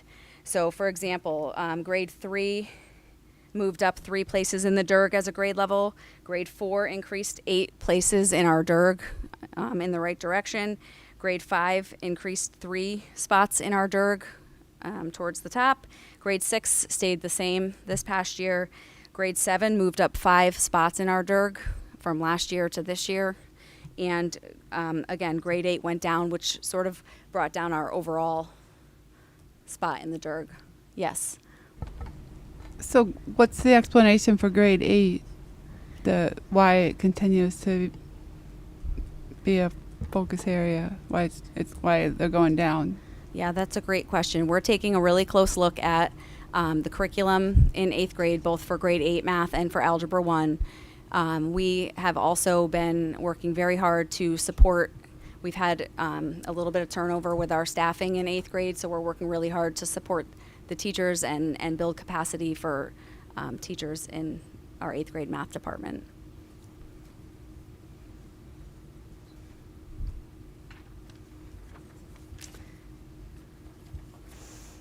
Okay, so our next data set here is our PSAT data for math, and our SAT data is on this slide as well. So you'll see that for the first two columns, we just have the fall of 2022 and the fall of 2023, because last year we began giving the PSAT 2 times a year as a benchmark. So you'll see the column that says fall of 2024 to spring of 2025. Last year was the first year that we took this approach. And you can see the increase there of our 9th graders from the fall to the spring increased 4%. Our 10th graders went up 8% from the fall to the spring PSAT. And in grade 11, from the PSAT in the fall to the SAT in the spring, our students increased 6%. It's not noted on here, but we fell at 39% this year for the SAT. Last year, grade 11 was at 38%. The state this year was at 33%. So just to interrupt a little, we are in discussion with superintendents are in discussion. We actually have put it on one of our agendas for teaching and learning committee. There's clearly something wrong with the test. If you're looking at how students are performing, and if you look at our DIRG, there was, I think, maybe 2% proficiency. Is your mic on? I'm sorry. No, it's not. Of a difference, which isn't a lot. So we believe, obviously, the test is flawed. We always want to believe that. But if you're seeing this across the state, even in high-performing districts, which we are, I believe, to throw Avon out there, I think they were at like 64%. We're still not at a high level of achievement, a proficiency level at the state. So that is a discussion that we're having. And that's, Dr. Macri and I talked about it, I think just yesterday or maybe even today. They're blending. Yeah, they're blending. But one of the things that Julie and I have talked quite a bit about. It is on, yeah. Oh, I don't see the red. Okay. One of the things that Julie and I have talked about quite a bit is we really need to take a look at our crosswalk in terms of what is the SAT assessment expecting and where are they getting these concepts. And so we have a meeting very soon. Monday. Yeah, Monday, to kind of go through that. And additionally, really thinking about, all right, how do we do things? We have geometry in the middle of Algebra 1 and Algebra 2. Is that a smart move? Some districts have switched to do Algebra 1, Algebra 2, and then geometry. Is that something that we want to consider? These are all things that are sort of on the table for us to think about how we can improve the overall percentage of students that are proficient in math. But like I said, in our DIRG. Yeah, if you go to the next slide, Steve. You can see like the highest performing district is at 57%. To me, that's still very low achievement. And you can see that there's a plateau there between the 39 and the 42.4 of East Granby. And so that's negligible difference. We're talking about, 2% difference for over those districts. This is not a Cromwell problem. This is potentially a curriculum problem where we have to really take a good look at how and when are kids getting the information that they're going to need to be proficient on the SAT. The other thing that we took a close look at was those students that are, because you'll see soon that our AP scores are off the charts amazing. We've got some kids that are getting 4s on our AP tests, but in the yellow on the math SAT. So what that tells me is that those students can access challenging curriculum, but that math is in particular a problem. So we're really looking at this from all angles, and we're really trying to get creative. And I know Mr. Kuckle and I have had some discussion about this too, just to see what we could do to try to push the envelope a little bit with our math percentages.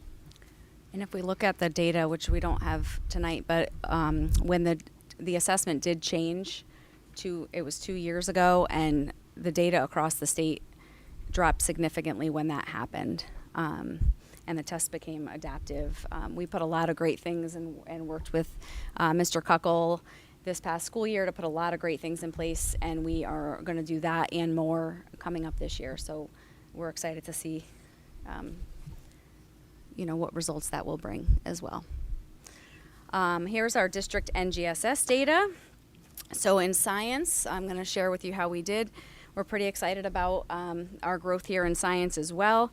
So you can see overall as a district, we show a 2.8% increase.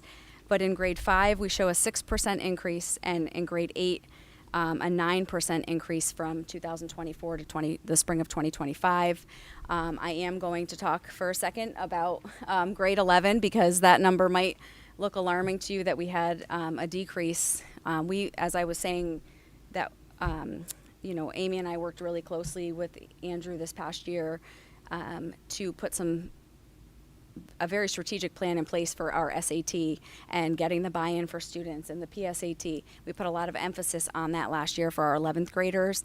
And to be quite honest, and in talking to our department facilitator and all of our teachers at the high school, we really truly believe that it is a motivational buy-in issue that we're having with the data, not having to do with the instruction or the content, but really that students in 11th grade, they really took the SAT seriously this past year with all of the things we put in place, and we're going to replicate And their some AP of tests. Like, we have a Yeah. really high percentage of They students were. in 11th grade that take AP tests, Yep. and they have SATs that are meaningful to them. This test They don't- right, is they not don't necessarily meaningful. to them. So if anything is going to kind of go Yeah. by the wayside, it's this assessment. Yeah.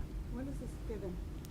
It's given in the spring. It's given when the Smarter Balance is given. They're so done it's not by then. ideal. It's not an They're ideal done. testing time either. So they're because- hammered with assessments. Because the APs are end of April through Yeah. May. SATs were just in It's the March. same window. Yep. Yeah. We're they're done. talking about doing it in early March this year before the other assessments, because really what's happening, for math or for reading SAT, we don't want to do that because we want all the time we can get to teach that content. But really, this is content that's covering since grade 8. So that extra month, if we can get the kids tested sooner. They're speaking, but qualitatively, we have some of our highest performing kids that are Right. flying through this in 12 minutes and putting Yeah. their head Yes. down. Yeah. They Yeah. don't care. So that's what we need to do is get them to actually Yeah. care. We've talked about incentives. But they also need to intrinsically care. And that's something that we've lost. I would never want to be a high performing student and getting, a score of 10, which has happened for some of our students. We need to teach them, you can't give up. You need to give it your best. And we did not necessarily see that this year, which is frustrating to me, as you Right. can tell. We focused on SATs, Yeah. which we saw great progress, right? And Dr. Macri always says, where you put your effort is where you'll see your results. Yeah.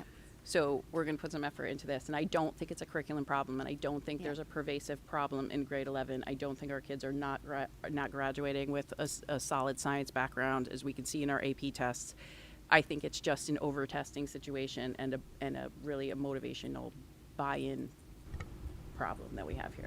Isn't it? Can I just mention the SAT scores? For a while there, schools were saying you didn't have to submit them, and now they are. So we're also seeing that they're taking Yeah. those more Yes, seriously. that definitely It's coming back helps. around. Yep. Yes. Yeah. Yeah. I mean, I would love it if they would say take it in 10th grade, but that's not my call, unfortunately. So. Go ahead, Steve. Thank you. And so this is where we fall in the DIRG overall for NGSS. So we're 13th in the DIRG. We dropped a couple of places, 2 spots in the DIRG for this, but that was mostly due to our dip in grade 11 because our 5th grade moved up 4 places in the DIRG in the right direction, and 8th grade moved up 6 places in the DIRG. So we saw a ton of movement at the other grade levels, and we're pretty confident that the strategies that we're talking about will see the same results for grade 11 this year. So I'm going to pass it over to Amy, unless anybody has any questions. Okay. Hi, everyone. We're going to look at some reading data now, starting with the Smarter Balanced, looking at grades 3 through 5. As you can see, these numbers are fantastic, and we're super excited about the amount of growth that we made last year. WIS did a wonderful job. The administration, the teachers, the coaches did so many different things last year in order to make the needle move. And as you can see, overall, the school went up 9.3% as a whole. And I'd like to bring your attention to grade 4, where we spent a lot of time walking to the classrooms, working during curriculum meetings, and 13.7%. It's a fantastic growth. just so you know, the overall score for the state for reading was 50.3, so we are well above that as a district. Moving on to the next one, this is the cohort data over time. So That grade 5 number still impresses me every time I look at it. So the grade 5 number, what you're talking about, so they were in grade 4, they were at 40%, and then they went to 63%. So that those teachers, the 5th grade teachers last year, brought those kids up 22.7%. And now those students are walking to 6th grade, and I'm getting emails from the 6th grade teachers saying how well prepared they are, how good they are at writing, how focused they are. So she complimented the work in the curriculum at the 5th grade level. So we're excited about that. All right, let's move on to middle school. We also have great news for CMS last year. Even with all the packing up and getting excited about the new building, still academics were at the forefront. Fantastic growth, and I'd like to point out the grade 8 scores. We are over 70%, which is the only grade level that hit that, and they did a fantastic job with their instruction last year. Moving on to cohorts. Again, lots of growth. We are definitely moving our students every single year, growing in reading and writing. So super excited about that. 6th grade, when they were 4th graders, they are now, they were at 44% last year. They were 66%, now they're 7th graders. So that's pretty exciting. And we see all kinds of growth like that. All right, moving on to the DIRG data. We are very excited about this DIRG data because last year we were 16th in the DIRG, DIRG D, and this year we are 10th. We moved up 6 spots in the positive direction, so that is great. We're top 10 in the DIRG. Woohoo! Right? I'm excited about that. And every grade level made growth and was moved up in the DIRG. And grade 8 moved up to 3rd in the DIRG. So we are top 3 for our grade 8 students, which is really fantastic. Great job to those 8th grade teachers and the coaches and the administration, everything. All right, let's move on to PSAT. These are also great numbers. We are seeing 72% for our 9th graders in the spring, over that 70. We're close to that 80, which is really great. And then at the bottom there, we're seeing our SAT scores, 69%, which is, we were at 68 last year. This year, the state is 58%, so we're well above that. And moving on to the DIRG, we basically stayed the same in the DIRG where we were last year. So I really liked, last year we made a jump. We really got ourselves back to where we were 10 years ago, and now I'd like to see us continue to grow. And keep going up the timeline there. All right, the data there. All right, moving on to AP data. I'm going to do a little summary here. Fantastic scores. So many teachers did such a great job last year. I can't name them all because I will miss someone, then I'll feel bad. But the next slide, the last slide here, has, if you see highlighted in green, 88% of our students taking the test hit a 3 or higher. That's so many college credits that these kids earned. It's just amazing, amazing data. To give you a little bit of background, I went back to 2019, which is the first year you were here, Dr. Macri, right? And Carrie. We had 63% of our students were hitting that 3 or above. So in the time that you've been here, we've gone up 25% for students who are earning credit, yes. We used to pay for all of the tests and every student took it, but now it's optional. So are we seeing, because that also skews your data, because not everybody who's taking the AP courses are taking the AP exams. I would agree with you, but I think we've have an uptick of kids really re-engaging and taking those exams this year. Would you agree with me, Mr. Cockle? Because we had 229 exams taken, and in 2019 we had 212 exams taken. So. That's both ways too. We have a lot of seniors who are getting college. Yeah. High-flying seniors. Yeah. All set. You know, stay. For English, for example, they can't get any more credits. They got their junior year. Yeah. So the seniors Less and less colleges are taking AP exams, and they're pushing more for a minimum 4 or 5 on a lot of classes. So that's the other issue with, students taking them. They're like, well, what's the point? And some schools do though take them. The state schools. This not UConn does not take all of them. I can tell you that. So I think, they are getting, there is a benefit for them to take it in many cases. UConn, I thought UConn was part of that consortium that takes the AP credits. No. 4 or 5. They only take 4 or 5, but they only take a certain number of them, so you have to apply for it. Yes, I think they don't you're take right, yes. all of the ones that you've taken. You're better off taking the ECE for UConn than. The good news is in 5 years, like I asked you all to be patient and let us do what we needed to do with curriculum, that we would see huge improvements, and we have, especially in this area. This is nothing to turn our heads to and pretend this isn't the most important reason why we are here. We are here for our students to achieve, to feel good about themselves, and to make sure that they're socially, emotionally well. And when they do that, they can actually achieve. So a huge congratulations to our kids, first and foremost, to all of our teachers, and to all the support that they've had so that they can get here. And I just look forward to seeing these scores continue to make progress every single year, because we are on the right trajectory. So thank you to Dr. McLean and her team and all of our teachers, our students, and all of our families who are incredibly supportive of Cromwell. We are not at the bottom anymore when we're not going to be at the bottom. We're just going to continue to rise to the top. So I look forward to the future.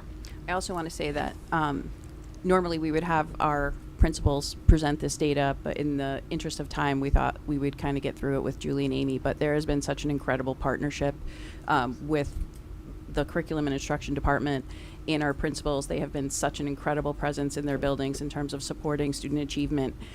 It's been a wonderful, wonderful partnership, and I think we all have the same goal and vision for our kids. We want to see everybody succeed, and we're finally seeing some fruits of our labor. But the principals have played a really important part in all of this in terms of helping and supporting, and our teachers, and even our curriculum supervisors and our coaches. So not normally they would be the proud people that would present this, but it really was just an interest of time to make it go a little bit quicker that I had Amy and Julie do it. Can I ask another question? Sure. Sorry. We have questions. Go ahead. So yeah, it is great. Our scores are definitely did a great jump and a great increase. I'm glad to see we're focusing on the grades that are apparently the 8th grade can read really well, but they're struggling with math. I'm not sure what's going on with that, but we're working on the math. So, and it is impressive. I like to see. I'm hoping that more and more students will engage and take the AP tests. I'd like to see a higher percentage of them take it. But I know that we offer Central credits now. Do we still offer UConn credits, or is it only Central? We do both? Early college experience classes, several of them. Okay, so we do it for both schools then. Perfect. Thank you. So this is probably a good time for me to say that we have had so much coaching support and push-in, and it's actually worked with ELA, and we actually decreased the support in math. So guess what you're going to see in the budget? And you could cut it, because I don't want to listen to Carrie or Julie for one more minute. Is this a math coordinator in all position? Reality, we do not have a secondary math coach, and it does I question show. that every year. Yeah. I question it every year. Why do we not have one? It does Pulled show. it out when wonderful teacher got the position. That just position never was came cut, back. and we didn't have the money, and But it is we're never going to have the money. And people vital. don't necessarily always believe in coaches, but now you can see the difference of what happens when you have so many people supporting teachers, especially when there are so many changes in assessments. So that'll be in the budget. You can look forward to seeing that. I know we expect you to move up like 10 spots since we have a new middle school. So Yeah. At least the NGS. It's funny that you say that, because I was like, all right, guys, now we really have to beat ourselves. So Yeah. we've got our work Don't cut out worry. for us. Yeah, this and there's year. a few conversations I had to have a few years ago with some of our juniors and sophomores, and remind them that their neighbors are kicking their rear end, and they don't like that conversation. So I think we have to have that conversation again to remind them they're so competitive on the field. Be competitive in the classroom. Are you making that a full-time position? Because usually it's part-time and it's hard to get people. No, to it's have full. that. It'll be full. Okay. Great. Any questions about the presentation, Kelly? I just wanted to make a comment specifically about the math data. Thank you for outlining per grade and the grades that really did grow in the DIRG, because that's very, very impressive. And I know it can look a little bit misleading on the paper. So I just appreciate that. Very much. I appreciate that too. But that was great. Thank you. Any other questions, comments? All right, well, thank you both. Thanks to everyone, and I'm so glad we continue to have this focus on curriculum. It's so important, as you can tell, and I can't even remember the last time we've had a meeting with such positive results. So, and that's in many, many years. So thank you. Yay! Okay, we can go home now. That's all I care about. Should we table the rest? Just table it. Okay, moving on to our budget calendar. It's reference E in your packets. We do this each year. And we just need to approve this. Are there any questions on it? Oh, it's just informational. You're right. Okay. Well, any questions anyways? Okay. End of year policy committee report, reference F. Lori, thank you for that. It's in your packets. Appreciate that. It's very well recapped. And thank you for chairing the policy committee. All right, the next action is the approval of our minutes and motions from the August 12th regular meeting, reference G. Is there a motion to approve those minutes? Motion by Kelly, second by Alan. All in favor? Opposed? Abstentions? Alicia and Lori, yes. Thank you. Item H, action item H is stipend approval, reference H in your packet. Any questions on that? I just have Find one it. question. Sure. Track and Frisbee are different seasons, I assume, with the same employee leading them? So.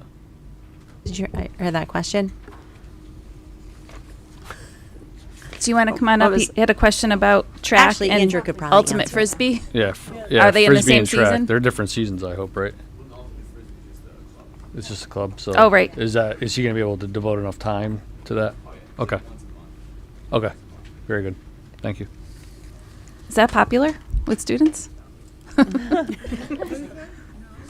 That was brutally honest. It is in other districts. I love it.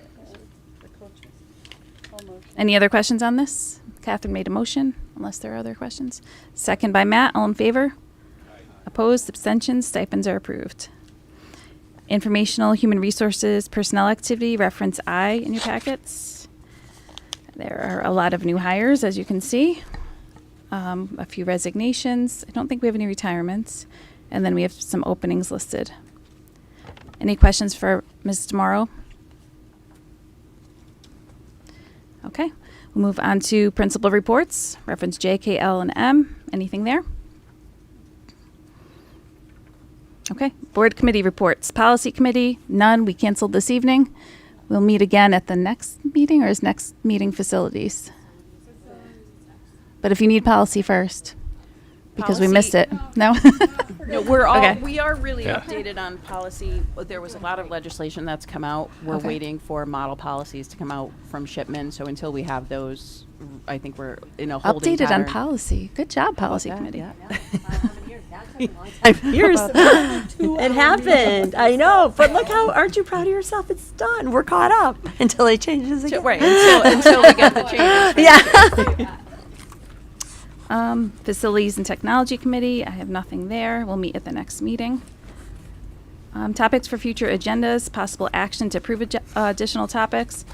We obviously mentioned the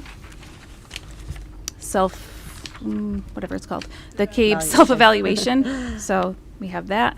Anything else? that May you'd I like to add? just ask to remove ESS update for October? We just met with them. They really would rather wait because they don't have enough data to share with us really in October. So, sure. Okay. Alan? They're on for December. They're on for Yeah. December. Yeah. Anything else? Okay, moving on to comments, updates, and announcements. We'll start at this end. Matt?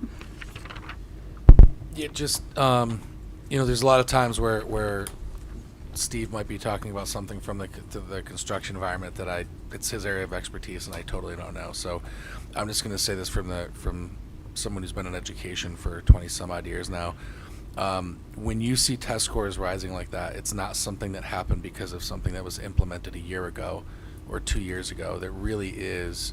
That's from curricular developments that took place 5, 6, 7 years ago and have been stuck to. So I'm really happy to see those scores rising. I want to see 8th grade do a little better, but I'm not going to throw it in there because that was definitely kind of an outlier. But it's just really impressive to see that all the hard work put in by the whole team, by everyone involved, really kind of start to show some serious progress. And I'm hopeful that we'll see not only continued progress, but continued jumps like that as we go forward. So I do want to thank you for all your work on that. I know it's a labor of love, and there's a lot of stress and a lot of, at times, disagreements involved in how curriculum should be designed and implemented, having been knee-deep in it myself at times.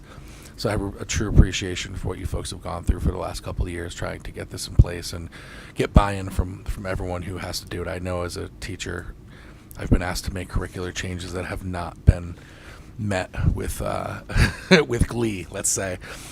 So I know some of the stuff you guys have gone through, and I appreciate all the hard work. It's good to see it. It's good to see it paying off.